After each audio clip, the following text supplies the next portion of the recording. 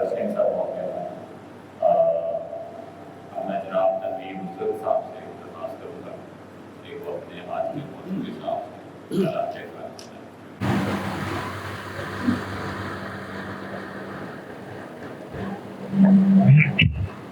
نحمدہ و نصلی علی رسولہ الکریم.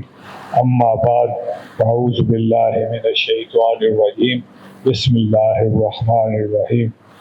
محترم اسپیکر صاحب، اراکین مجلس شورا، وسیم کرام، خواتین و حضرات، السلام علیکم. جیسا کہ ہماری قابل صدر احترام محترمہ سعدیہ راشد صاحبہ نے اپنے پیغام کے آغاز میں ہی کہہ دیا ہے کہ اسلام ایک ایسا آفاقی دین ہے جو انسانیت کو امن، محبت، رواداری اور بھائی چارے کا درس دیتا ہے. لہذا دین اسلام کا کسی اور مذہب سے تقابل سورج کو چراغ دکھانے کے مترادف ہے، یعنی چہ نسبت خاک را با عالم پاک.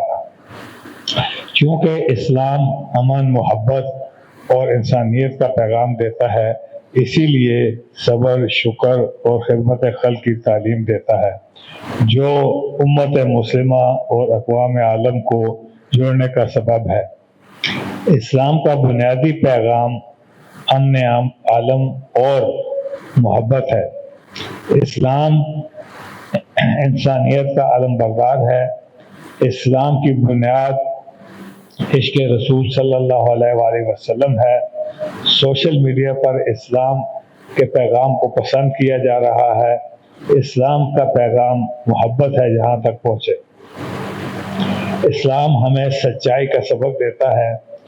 ہمیں عشق حقیقی اور عشق مجازی میں فرق کو سمجھنا چاہیے.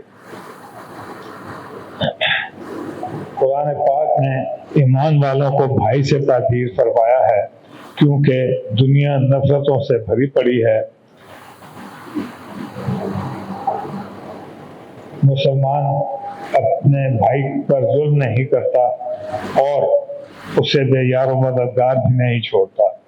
نبی مکرم صلی اللہ علیہ وآلہ وسلم نے ایمان و تقوی کو فضیلت قرار دیا ہے، نہ کہ رنگ و نسل، ذات اور قبیلہ کو. ارشاد خداوندی ہے، اے لوگو، ہم نے تمہیں ایک مرد اور ایک عورت سے پیدا کیا ہے اور تمہاری پہچان کے لیے مختلف قبیلے بنائے، اور تم میں سب سے بڑا عزت والا وہ ہے جو تم میں زیادہ پرہیزگار ہے. بے شک اللہ سب جانتا ہے اور باخبر ہے.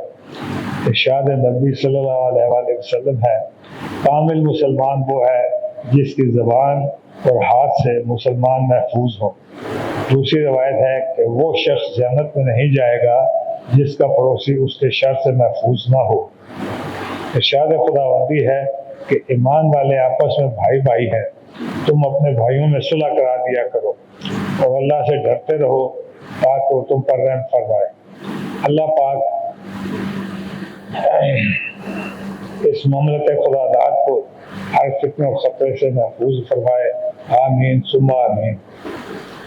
دلوں میں اگر حب وطن ہے، دلوں میں اگر حب وطن ہے تو ایک رہو. دلوں میں اگر حب وطن ہے تو ایک رہو.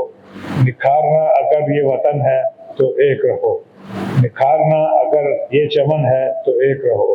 وما علینا الا البلاغ المبین.